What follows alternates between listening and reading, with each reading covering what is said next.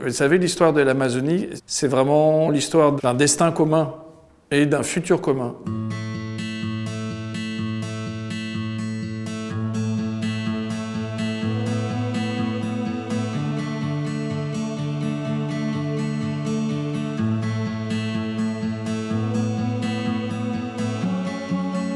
Bonjour. Merci d'être là, d'avoir accepté cette invitation en tant qu'agitateur, où on va voir qu'à travers vos actions, votre engagement et votre ONG, eh bien, vous impactez positivement la planète. Alors pour resituer un petit peu, parce que c'est la première fois que l'on se rencontre, j'ai connu donc votre ONG, Planète Amazon, suite à une exposition au Muséum de Toulouse, où j'ai eu la joie, l'émotion même de découvrir des peuples premiers et notamment le chef Raoni. Et c'est comme ça que j'ai découvert votre ONG. Donc vous œuvrez auprès des peuples premiers pour la préservation de leurs terres notamment. Est-ce que vous pouvez nous parler de cette ONG et vous présenter également en tant que, voilà, vous êtes le fondateur? Donc c'était en 2019.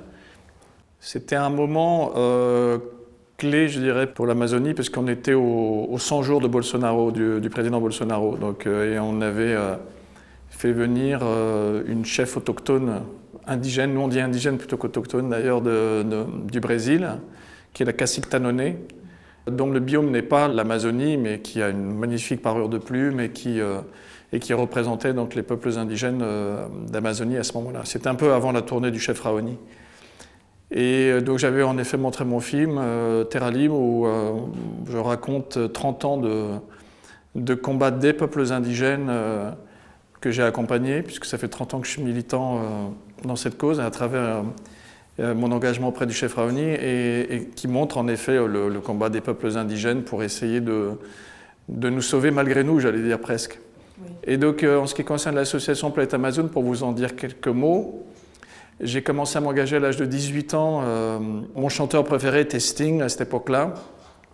Et parmi mes passions un peu à découvrir, intérieures, c'était les peuples premiers. Donc quand mon chanteur préféré a commencé à s'intéresser à cette cause, je me suis senti animé de quelque chose de vraiment très fort. Et j'ai eu envie de m'engager dans cette cause. Bien sûr, évidemment, je ne connaissais pas personnellement Sting, ou j'avais aucune connexion avec personne, mais j'ai commencé à vouloir m'engager dans cette cause et je l'ai fait spontanément. Donc j'ai commencé à monter des expositions, à créer un petit dossier de sensibilisation à l'époque. Il n'y avait pas Internet, donc il fallait aller dans les bibliothèques, etc. Et j'ai réussi à le remettre à un moment à Sting en main propre. Et Sting a été assez encourageant, j'ai rencontré le chef Raoni, tout ça, et c'est comme ça que je suis rentré dans cette cause. Après bien des années plus tard, j'ai accompagné pratiquement chacun des voyages du chef Raoni en Europe, où je faisais la communication, j'aidais sur les aspects médiatiques, et donc j'accompagnais, donc j'ai appris à le connaître, et j'ai appris à devenir son ami au chef Raoni. Mais quand le chef Raoni m'a demandé vraiment de m'engager, c'est là où j'ai pensé à créer Planète Amazon. Planète Amazon a un peu plus de 10 ans maintenant, donc finalement c'est qu'à la fin des années 2010, les choses se sont présentées ainsi, et l'association a quand même voulu naître d'elle-même. Et vous voyez d'ailleurs que le logo est un petit bébé en devenir qui est encore dans le ventre de l'Amazone. Donc, Oui. Et alors, justement, peut-être qu'on peut resituer qui est le chef Raoni, qu'est-ce qu'il défend et... Le chef Raoni, c'est une sorte de rockstar de la cause environnementale quand même, parce que son image est très diffusée, très connue. Il a une magnifique parure de plumes, il a un plateau labéal. Je crois que c'est un des seuls maintenant au monde à avoir encore un plateau. Et il a plus de 90 ans. Et pour vous le décrire, sinon, c'est un monsieur, un chef de communauté, de village, mais aussi un chef de peuple, qui est engagé depuis maintenant, je vais vous le dire, ça fait un peu chavirer.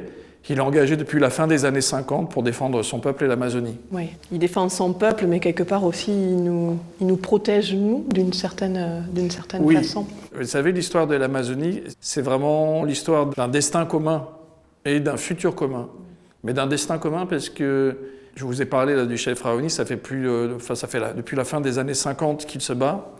Et dans la réalité, dès le début, il a su trouver des alliés aussi. Il était tout jeune à l'époque. Mais il a été choisi par son peuple pour être un émissaire, un ambassadeur. Donc c'est lui qui a approché beaucoup les tout premiers Blancs qui ont qui ont approché dans la région et qui, par chance pour lui, étaient des gens très très bienveillants et qui l'ont aussi éduqué. Lui-même le dit, et ça personne ne le sait à large échelle, c'est que le chef Raoni a été éduqué évidemment de façon traditionnelle, et toutes les traditions, mais il a aussi été éduqué par des indigénistes qui s'appellent les frères Villas-Boas et qui l'ont appris aussi à se protéger de notre monde et aussi non seulement se protéger, mais à devenir un ambassadeur de notre monde. Vous avez créé donc Planète Amazon en 2012, c'est ça? Oui, c'est ça. Du coup, voilà, Planète Amazon est une ONG. Est-ce que vous pouvez nous en parler un petit peu plus au niveau pourquoi la création de cette ONG et puis qu'est-ce que vous faites concrètement sur le terrain? On est une ONG sans être une ONG. Qu'est-ce que ça veut dire? En fait, les gens qui sont à l'origine de Planète Amazon, on est avant tout des activistes. Activistes, c'est un peu péjoratif en français, mais pas du tout en anglais. On est avant tout des militants, c'est-à-dire des gens convaincus, qui avons des convictions fortes. Et ce qui a en fait permis la naissance de Planète Amazon, c'est aussi la conviction que nous, citoyens, en fait, on a un rôle à jouer dedans. C'est pas seulement d'assister les peuples indigènes, mais de comprendre qu'on peut faire des coopérations avec eux et qu'on doit développer des coopérations avec eux et des partenariats. Des partenariats, je dirais, gagnant-gagnant. Et donc, notre démarche, c'est aussi de dire qu'en tant que citoyen, on a une participation forcément active à la déforestation ou à la destruction des écosystèmes, pas seulement la déforestation d'ailleurs, et qu'on peut s'engager pour y remédier, en tout cas pour changer les consciences et autres, agir sur son quotidien aussi, bien sûr. Mais au-delà de ça, c'est assumer son rôle aussi dans Planète Amazon. Et dès le début de la première campagne qu'on a fait avec le chef Raoni, on a compris qu'à ses côtés, on devait porter nous aussi le message de citoyens européens. Donc nous, citoyens européens, nous avons aussi des responsabilités, des devoirs par rapport à tout ce qui se passe. Et alors, comment ça se matérialise? Quel rôle on a à jouer, citoyen En ce qui concerne l'Amazonie, c'est un peu pareil pour les écosystèmes, mais en particulier pour l'Amazonie, les gens savent assez peu que dans la réalité, il s'agit déjà d'une histoire commune depuis plus de 30 ans, en tout cas c'est sûr, le sommet de la Terre de Rio 92. Qu'est-ce que ça veut dire? Ça veut dire qu'à partir de ce moment-là, des États, des chefs d'État, des États, donc c'est-à-dire des gens qui nous représentent, se sont accordés pour protéger cet écosystème. Ils se sont dit, on va investir de l'argent, on va investir des projets, de l'énergie, et ça a été fait. C'est-à-dire qu'il y a eu par exemple un programme international de coopération qui s'appelle le PPG7. C'est quand même à peu près 1,5 milliard d'euros ont été investis pour protéger, alors non seulement la forêt amazonienne, mais aussi la forêt atlantique, ce qu'il en restait. Donc des territoires indigènes qui ont été protégés aussi, des frontières qui ont été faites, donc avec l'argent de l'Europe, l'argent français, l'argent des États-Unis, l'argent allemand et tout. Et les gens ne le savent pas, tout simplement. Donc les gens ne savent pas qu'il y a aussi un droit d'inventaire sur ce qui a été fait, et qu'aujourd'hui, là je parle plus de l'aspect un peu politique, nous sommes, nous, en légitimité par rapport à cette information, de nous retourner vers nos propres dirigeants en disant « mais les politiques que vous êtes en train de développer maintenant portent atteinte à ce que nous avons engagé il y a 30 ans. On ne veut pas ça, on n'est pas d'accord avec ça. » Plus concrètement aussi, c'est regarder les étiquettes, c'est s'informer. Il existe beaucoup d'outils maintenant sur Internet qui peuvent vous permettre de mesurer votre empreinte forêt, ce qu'on appelle l'empreinte forêt. L'impact que vous avez à travers votre consommation au quotidien sur les forêts. Vous pouvez, le cuir de vos chaussures, vous pouvez découvrir que, par exemple, oui, très probablement, ça vient de bétail d'Amazonie. Donc ce bétail, il est arrivé comment? Qu'est-ce qu'il fait en plein milieu de zones de forêt primaire qui ont été déforestées? Donc il y a un lien. Le pneu de vos voitures, souvent, il vient aussi de d'EVA où il a fallu déforester. Et même la viande européenne, certifiée européenne avec un beau label 100% français, est-ce que vous avez une garantie que ce bétail-là n'a pas été nourri avec des tourteaux de soja d'Amazonie, comme c'est le cas pour la plupart des exploitations agricoles?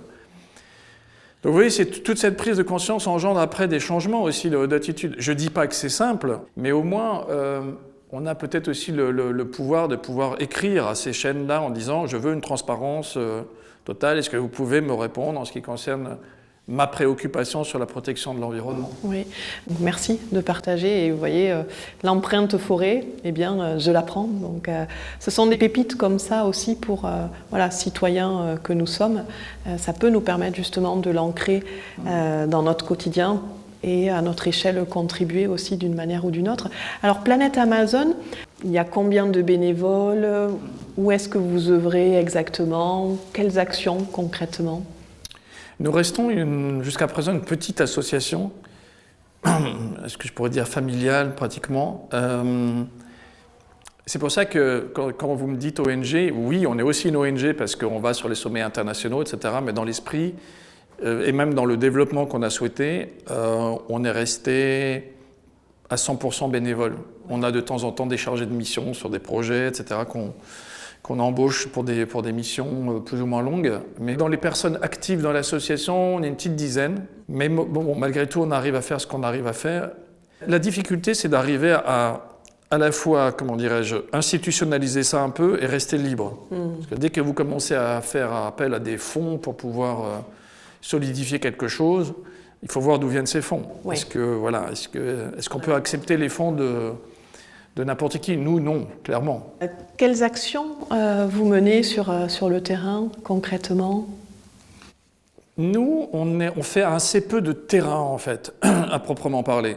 Par exemple, nous, on ne va pas planter des arbres, mais on peut très bien accompagner un projet où une communauté autochtone a besoin de planter des arbres ou promouvoir ce projet. On a investi beaucoup d'énergie pour pouvoir aider à la naissance d'un nouveau mouvement qui s'appelle l'Alliance des gardiens de Mère Nature. Oui. C'est un mouvement qui est appelé par des leaders autochtones, indigènes, et des chefs traditionnels. Un chef traditionnel, c'est, grosso modo pour résumer, c'est un chef qui vit un peu sa tradition au quotidien et qui habite au village, qui habite sur la terre. Aujourd'hui, vous avez beaucoup de représentants indigènes qui voyagent dans les sommets, qui ne vivent pas dans la terre indigène, qui vivent en dehors, qui sont des espèces de relais. Et ça, le public ne fait pas la distinction. Et surtout, pour moi, plus préoccupant que ça, c'est les espaces de négociation des grands sommets ne font pas du tout la distinction et puis à la limite s'en préoccupent peu. Du moment qu'ils ont un interlocuteur, ça leur suffit. Nous, la préoccupation, elle est remontée justement des chefs traditionnels eux-mêmes et notamment du chef réunion, en disant nos préoccupations à nous ne remontent pas correctement auprès des sommets. On est exclu de ces négociations. Et je suis témoin de ça parce qu'une personnalité comme le chef Raoni, très clairement, il est invité à aller par le président de la République ou autre, mais dans les négociations, il n'est pas invité. On ne l'invite pas à participer aux négociations lui-même. Il n'est pas considéré comme un acteur de ces négociations. J'avais vu effectivement. Et donc c'est pour ça que ouvrir un autre canal en prise directe avec les citoyens, bien sûr avec un travail qui s'adresse aussi à la diplomatie internationale, mais qui vise à créer des coopérations en prise directe avec les citoyens, des entreprises moyennes ou autres, des organismes, ça c'est le projet de l'Alliance des gardiens de Mère Nature. Et donc la première chose qui a été faite, c'est une déclaration commune à la COP21, qui a été remise à François Hollande, à Ban Ki-moon, etc., donc qui a été un peu diffusée. Et à partir de là, l'idée a été d'imaginer un premier sommet au Brésil, qu'on a organisé complètement, nous, Planète Amazon, et qui a réuni 200 représentants indigènes et quelques alliés de 25 pays et de 80 peuples différents à travers le monde. Et donc là, une déclaration est née, et cette déclaration est la base pour nous d'un tout un travail diplomatique et tout un travail visant à la faire connaître pour après construire des partenariats, des coopérations, etc. Donc c'est un projet qui vise à unifier aussi peuples indigènes, mouvement de la jeunesse, autres mouvements engagés pour la planète ou personnalités engagées pour la planète. D'accord, vous faites le lien entre... Oui, puis on a déjà réussi à collaborer avec beaucoup de monde, Jane Goodall, Paul Watson, oui. David Suzuki au Canada, plein de gens. Jane Goodall, c'est une légende de la protection des primates, des chimpanzés en Afrique, notamment. Elle a dédié toute sa vie à ça. Et puis c'est une personne un peu mythique. Et Paul Watson... pareil, c'est une personne un peu mythique qui est engagée pour la protection des océans, donc un des membres fondateurs de Greenpeace, qui a fondé Sea Shepherd dans les années 70 et qui était là dès le début de la naissance de l'Alliance des gardiens de Mère Nature. Ça a été assez formidable d'avoir le représentant des forêts, le chef Raoni, le représentant des océans, Paul Watson, pour lancer cette alliance, avec évidemment d'autres leaders indigènes autour. Et puis, on a été un vecteur de connexion très important. J'inviterai tout le monde qui regarde cette vidéo à aller chercher la déclaration de l'Alliance des gardiens de Mère Nature, qui pour moi est un document historique. C'est un document assez fondamental, très très fort, qui fait une analyse de la situation, qui tient compte de tout ce qui a été fait au niveau politique, diplomatique ces 50 dernières années sur des aspects très différents, l'énergie, le développement, la façon dont on éduque nos jeunes, la façon dont on met toujours la femme dans une place d'infériorité dans la société, enfin des choses qui nous concernent tous en fait dans la réalité, mais vues par le prisme aussi de la sagesse autochtone, des savoirs autochtones et des prophéties autochtones. Donc quand vous faites le mélange de tout ça, que vous associez aussi une vision juridique et politique très très puissante, et que vous avez un texte qui ressort de ça, c'est une nouvelle dynamique, et ça peut faire avancer la société, la mutation nécessaire de notre modèle de développement pour pouvoir faire face aux challenges, les défis qui nous attendent, le changement climatique, l'effondrement de la biodiversité, l'explosion de la démographie, enfin bon, toutes ces choses-là, quoi. Donc vous invitez chacun à aller visionner. Allez regarder, lire cette déclaration et aller la propager et à rejoindre l'Alliance. Et alors vous parlez que justement on peut rejoindre cette Alliance en tant que citoyen. La rejoindre, ça veut dire adopter la déclaration de l'Alliance et la diffuser. Ok. J'ai fait un film qui s'appelle Terra Libre. Oui. Parce que je me dis, mais il y a un problème. En fait, ces leaders indigènes, là, ils viennent très souvent en Europe et les gens n'arrivent toujours pas à comprendre ce qu'ils viennent faire ici. Et n'arrivent toujours pas à comprendre au point de se dire, mais c'est évident qu'on doit être à côté d'eux et se battre avec eux. Et je voyais ça, je dis, ça n'évolue pas en fait. Donc je me suis dit, il doit y avoir un problème sur l'histoire à raconter. J'ai essayé de faire un travail de longue haleine et qui m'a demandé des années de recherche, de boulot. Et je pense qu'il manquait une espèce de support comme ça qui permette d'avoir une vision un peu d'ensemble. Oui. Ce film a été une aventure extraordinaire parce que m'a permis aussi de m'ouvrir aussi à cette jeune génération de leaders et à travailler pour la faire découvrir, à montrer comment tout ça se relie, etc. Donc Terra Libre est accessible en DVD sur le site Planète Amazon. Et on fait beaucoup avec ce film de travailler avec les écoles. D'accord. Et notre travail maintenant va être de plus en plus de travailler avec les jeunes dans le cadre de leur cursus et de projets qu'ils développent pendant qu'ils se forment. On peut travailler avec eux. Ça intéresse de plus en plus de professeurs d'université, de cursus qui se créent autour des droits de la nature et autres. Et c'est passionnant pour nous d'ailleurs. On a fait par exemple, on a créé un événement qui a duré toute une journée avec les écoles centrales, normalement qui créent des ingénieurs qui vont vers le nucléaire, vers l'industrie pétrolière et autres. On était avec des chefs indiens, des chefs indigènes là, avec aussi une alliée de poids qui est la princesse Esmeralda de Belgique, qui est une activiste très engagée qui était la fille du roi Léopold III et qui est une partenaire avec laquelle on travaille beaucoup. Et c'était formidable parce qu'on a ouvert un dialogue et du coup ça donne à réfléchir. Peut-être que certains jeunes vont se dire « bon, je vais faire attention à ces aspects-là dans mes choix aussi de carrière ». Oui, donc vous semez des graines.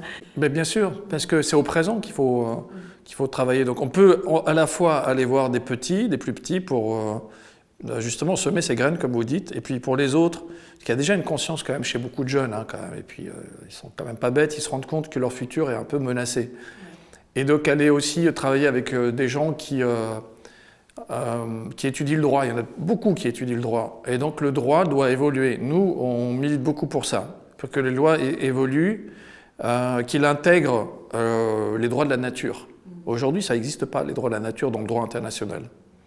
Ça existe un petit peu au niveau local, où il y a des pays qui font reconnaître, qui nomment en fait une rivière, une montagne comme sujet de droit. Qu'est-ce que ça veut dire? Ça veut dire que la montagne elle-même ou la rivière va avoir des droits et que des tuteurs sont choisis, sont les peuples indigènes notamment, pour pouvoir la représenter en justice si jamais elle est attaquée, agressée. Une rivière polluée, c'est une rivière en mauvaise santé, ça peut devenir une rivière morte. Oui. Et elle peut se défendre elle-même à travers les peuples indigènes qui la représentent. Ça, c'est les droits de la nature, par exemple. Et il y a le crime d'écocide.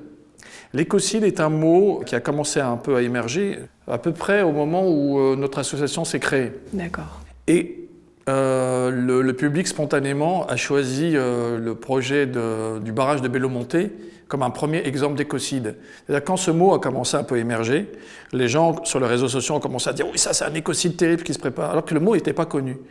Donc les gens ont naturellement et spontanément associé le mot écocide, donc, qui est quand même le meurtre de la terre-mère, à la destruction de l'Amazonie. Et c'est vrai. Et nous, aujourd'hui, nos travaux visent à souligner encore davantage le lien entre protection de l'Amazonie et reconnaissance du crime d'écocide. Et comment on le fait de façon très simple, en disant, bon, il y a plein de choses qui ont été mises en place pour protéger l'Amazonie, et notamment la Constitution au Brésil, qui est le premier pays amazonien, dit il faut qu'on trace les frontières des territoires indigènes, donc démarcation, ça s'appelle. Et il faut qu'on reconnaisse ces territoires, il faut que, du coup, après, il faut qu'on les protège. On n'a pas le droit d'y faire des activités industrielles. Ça, Bolsonaro a voulu tout détruire, mais ça, c'est encore une autre histoire. Il ne suffit pas de tracer des frontières pour les protéger. Il faut aussi faire passer, par exemple, le crime d'écocide. Ça veut dire que si des gens envahissent ces territoires, ils vont peut-être être punis, ils vont peut-être avoir des amendes, mais ce n'est pas un crime en soi. Donc ils ne peuvent pas aller en prison. Là, ça serait la garantie de pouvoir trouver des responsables en disant si vraiment vous endommagez des écosystèmes, vous serez coupable d'un crime, le crime d'écocide. Et les responsables de ce crime d'écocide pourront être passibles un peu plus que d'amendes. Vous savez, c'est simple, les amendes des grosses multinationales, vous leur donnez une amende, c'est pas très dissuasif par rapport au profit qu'ils engendrent. Bien sûr. Il faut que les personnes qui prennent les décisions de porter atteinte à l'écosystème, même si c'est de façon indirecte, ils ne vont jamais vous dire « oui, on a volontairement voulu porter atteinte à l'écosystème », mais dont on peut déterminer et prouver raisonnablement qu'ils se doutaient bien qu'ils allaient avoir un impact sur l'environnement, eux doivent être pénalement responsables. C'est ça aussi le crime d'écocide. Et aujourd'hui, si on n'a pas ça, on ne peut pas garantir que même un territoire qu'on a délimité va être protégé. Ça ne suffit pas. Oui. Alors, qu'est-ce que je peux faire, moi, en tant que citoyenne, comme action? Vous en avez parlé un petit peu tout à l'heure, mais vraiment pour le mettre en lumière dans mon quotidien, pour avoir un impact sur la planète, donc un impact positif. Moi, j'ai tendance à dire que rejoignez le mouvement, rejoindre la lutte, en fait. Ça peut être quelque chose de quotidien, en fait. D'accord. Connectez-vous sur les réseaux sociaux, sur les mouvements qui accompagnent les peuples indigènes, notamment, qu'on appelle les gardiens. Oui. Les gardiens de la terre, les gardiens de Mère Nature, les gardiens de la terre. Relayez de façon régulière, de façon permanente, accompagnez. Ils ont besoin de visibilité, ça c'est un acte fort.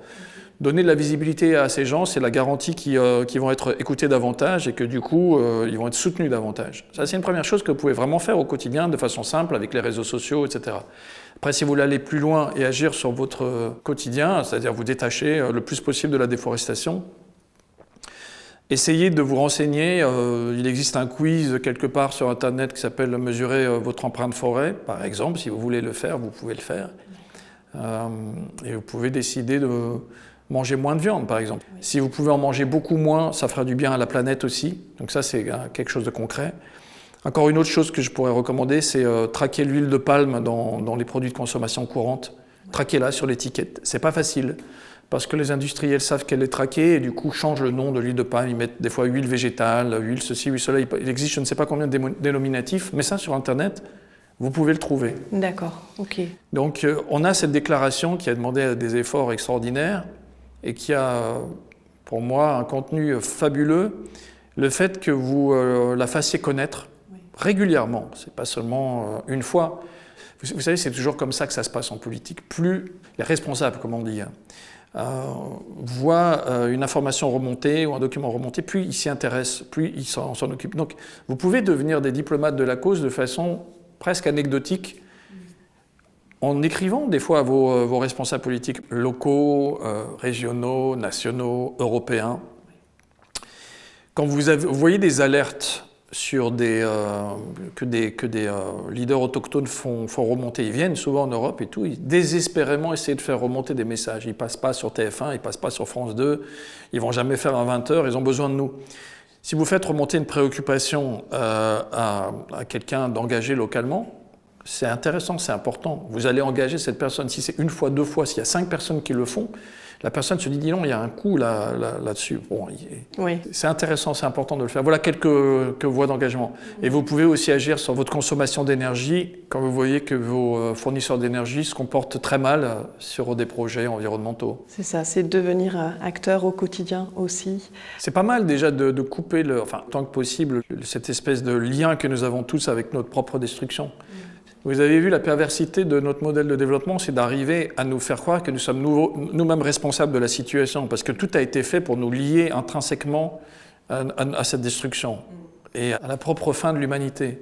Alors qu'on n'a pas envie. On aime nos enfants, on aime nos amis, on n'a pas envie que tout ça disparaisse à jamais, quoi. Merci Gert Peter Bruch pour cette richesse que vous avez apportée. On avait l'impression d'avoir un peu les peuples premiers avec nous, ou en tout cas voilà, cette aura à travers vous. Merci à vous, mais vous les aviez, parce que j'ai un peu des origines autochtones par mon grand-père, qui est du Sahara algérien, et qui était un autochtone. Donc merci de nous avoir transmis cela, et puis toutes ces pépites aussi que l'on peut intégrer dans notre quotidien pour participer à ce changement